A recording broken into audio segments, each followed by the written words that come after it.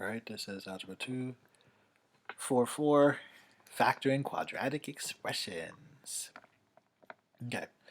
The first case scenario of graphing or factoring a quadratic in standard form is a case where a is equal to either positive or negative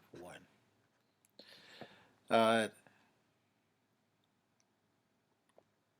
Let's go through a case.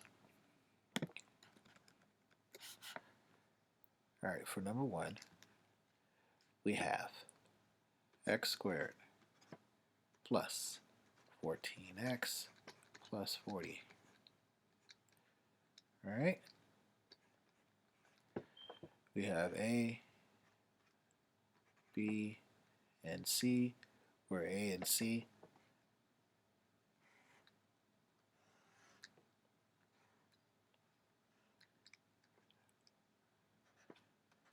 I call this my products, and this is my sums. This is the diamond method. This is just a way to organize your thoughts. I gotta think of a scenario where the product is equal to 40 while the sum is equal to 14. And I gotta think of various factors. 1 and 40, 2 and 20, etc., etc.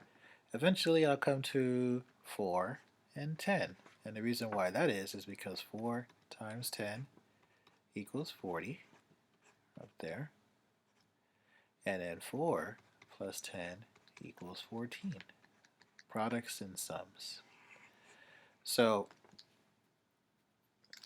when I set this up, since this is already 1 and we already have our two products, the way that we set this up is, and they're both positive, we say x plus 4 times x plus 10 is equivalent to x squared plus 14x plus 40. And the way that I check this out is by using the FOIL method. The FOIL method is first, outer, inner, last.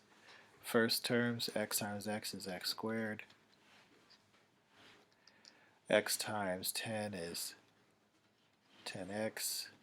4 times x is 4x. And then 4 times 10 is 40.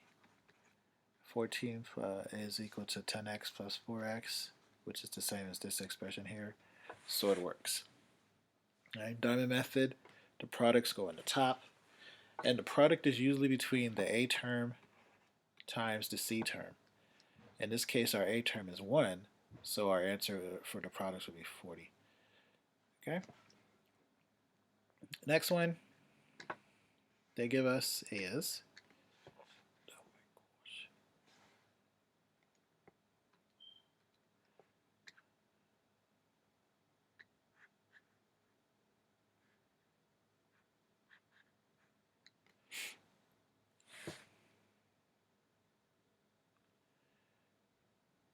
x squared minus 11x plus 30. Okay, doing our diamond method, we have a situation where the products are up here, the sums are down here, and it has to multiply up to 30 and add up to a negative 11. Since this is positive and this is negative, I know that I'm going to have two numbers that add up to 30, but up to negative 11. That tells me that both numbers will probably be negative. So when I think of all the factors that I can think of, the one that pops into my mind is negative 6 and negative 5. Because negative 6 times negative 5 is positive 30, and negative 6 plus negative 5 is negative 11. So when I set this up, it's going to be x minus 6 times x minus 5. Again, I can use FOIL to confirm. X times x is x squared. X times negative 5 is negative 5x. Negative 6x, positive 30. Again, we put these guys together, I get negative 11x, which is the same as that, so it works.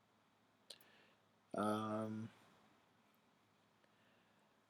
3 times 1, 1 times 3, negative 1 times negative 3. There isn't a factorable scenario for this, so it doesn't work under FOIL. There'd be another method that we have to do to solve this, would be completing the square. So this works.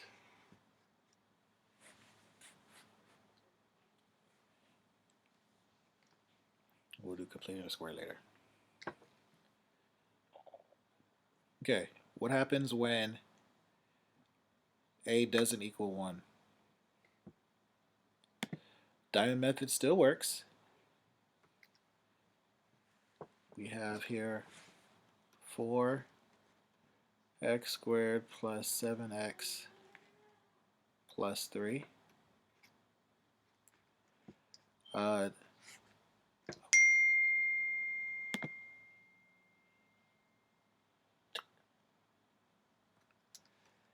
And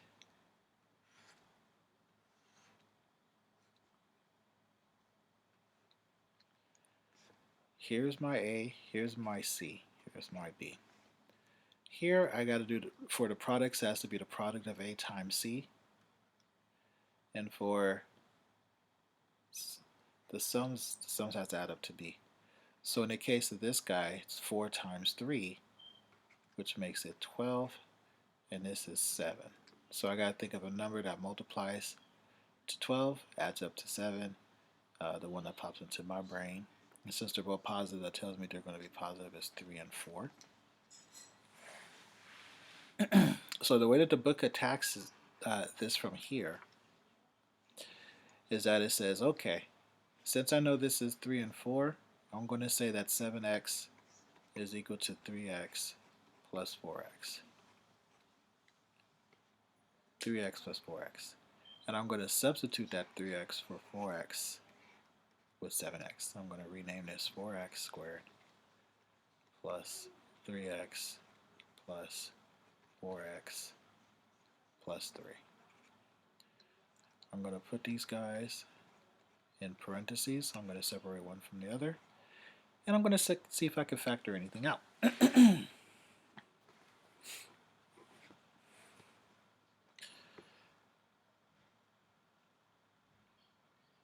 going to factor out, in this case, an x. And this gives me 4x plus 3. And if you look over here, I really have a 4x plus 3. I have a 4x plus 3 here and a 4x plus 3 here. So what I can say is I can factor out a 1. Because 1 times 4x plus 3 is 4x plus 3. So here's what I have. These guys are the same. And these guys are the same. So what I can do is I can write these using the distributive property. Since both of these guys is being multiplied by 4x plus 3, I can factor out the 4x plus 3. And I can say that x plus 1 times 4x plus 3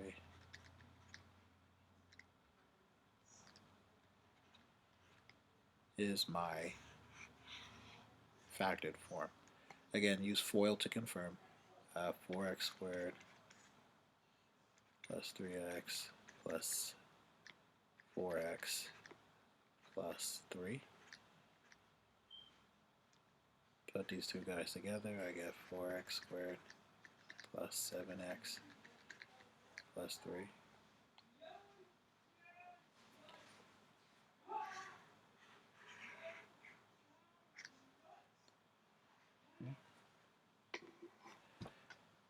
And that works.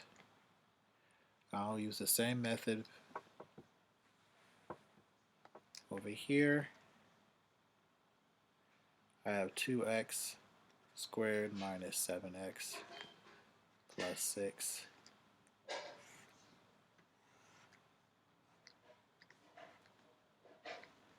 Again, a times c, which would be 2 times 6, so the product is going to be 12. The sum is going to be negative 7. Since this is positive and this is negative, I know that a negative times a negative gives me this positive, so I need to think of two negative numbers that I multiply together to give me 12, and when I add together it gives me 7. So I have negative 3, and I have negative 4.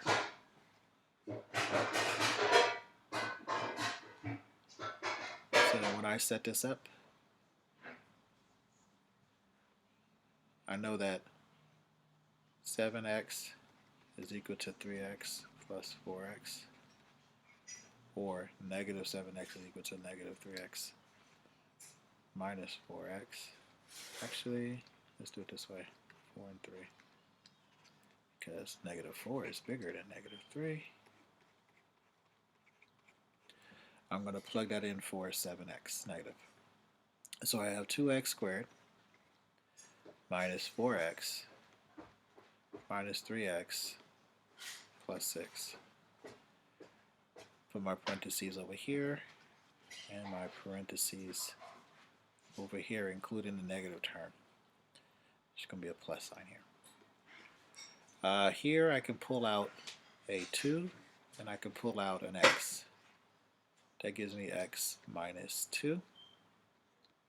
Here I'm going to pull out a negative number, so that's a minus sign, and I'm going to pull out a 3. And that's going to give me x minus 2. Again, look what I have. I have x minus 2 over here. I have x minus 2 over here. I have a negative 3 over here and a positive 2x over here.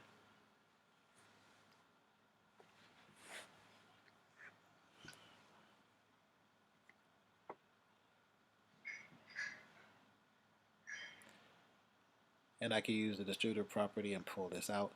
And I have 2x minus 3 times x minus 2. Again, using FOIL to confirm, 2 times x, or 2x times x is 2x squared. 2 times negative 2 is negative 4x. Negative 3 times x is negative 3x. Negative 3 times negative 2 is positive 6. These guys combine to get negative 7x. It works. So 2x minus 3 times x minus 2 is my answer. Okay. Remember that when we do this, when there's a number in front of a number for the a value, we're multiplying that a value times the c value. So that's a, this is b, this is c, and this is always going to be our b value. All right.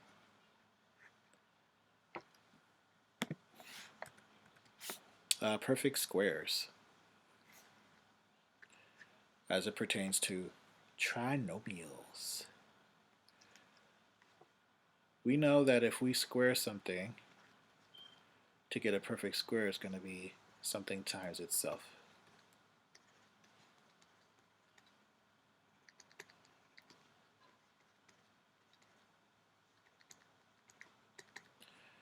The same thing applies to binomials, or terms, in order to get a trinomial term. So we multiplied something by itself to get 4, something by itself to get 9, something by itself to get 6. That would be 2, 3, and 4 respectively. Now, when it comes to two terms, a and b, and we multiply it, it's going to be a squared, or a plus b, times a plus b. And it has a special formula associated with it, and we can do it by using FOIL. A times a is a squared, a times b is ab, b times a is ab, b times b is b squared. Combine like terms, and you get a squared plus 2ab plus b squared. You also get a similar trinomial when you multiply squares of differences. A minus b times a minus b, and when I do that, I'm going to get a squared minus 2ab plus b squared. When we have a plus b squared, it's going to be 2 plus 2ab. When we have a minus b squared, we have minus 2ab.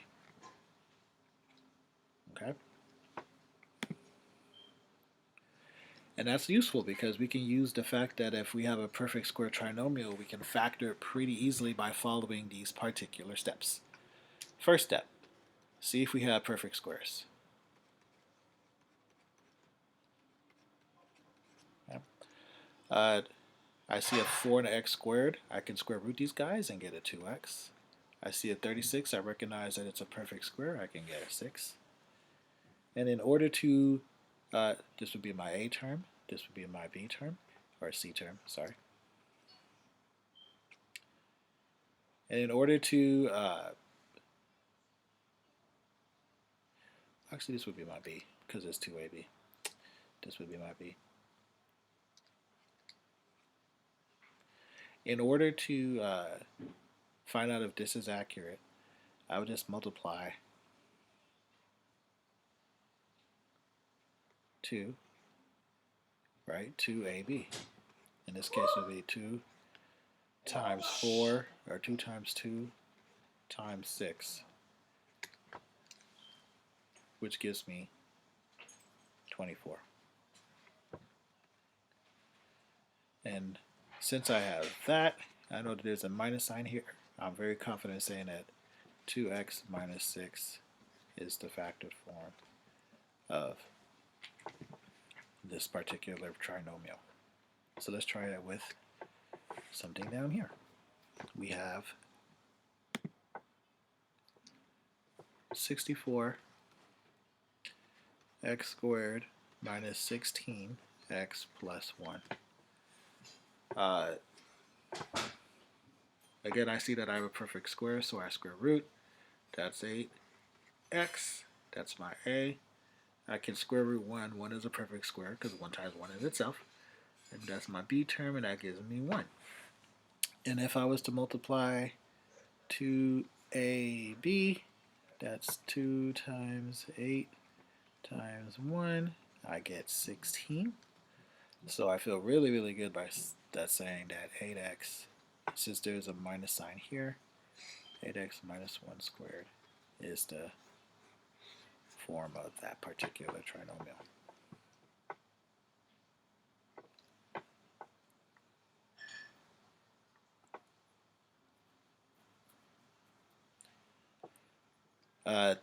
Difference of two squares.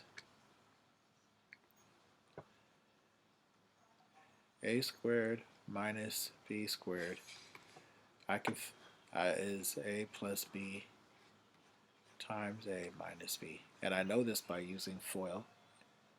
A squared plus ab minus ab plus b squared. These guys cancel and I get a squared, sorry, minus b squared, minus b squared.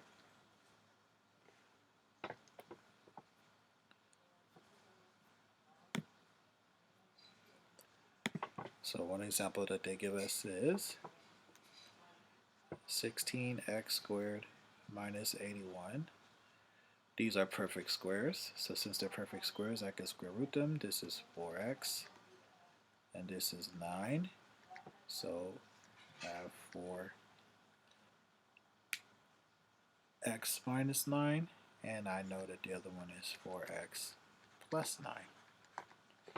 And again, to make sure that it works, I can do FOIL. 4 times 4 is 16. 4 times 9 is 36. 4 times 9 is negative 36. And negative 9 times 9 is negative 81. These guys cancel, and I'm left with 16x squared minus 81. So it works. I feel confident that this is my answer. Okay, that's this section. Hope you have a great rest of your day.